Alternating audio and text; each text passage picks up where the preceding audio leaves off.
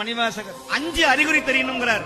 சிவனை வழிபட்டா சிவன் உன் கூட இருக்கிறானாங்கிறதுக்கு 5 அறிகுறி. கயல் மாண்ட கன்னி பங்கனனை கலந்து ஆண்டலுமே அயல் மாண்டு அருவினை சுற்றமாண்டு அவனையில் மேல் மயல் மாண்டு மற்றுள்ள வாசகமாண்டு என்னுடைய செயல் மாண்டவா பாடி தெல்லேனம் கொட்டாமோங்கிறார்.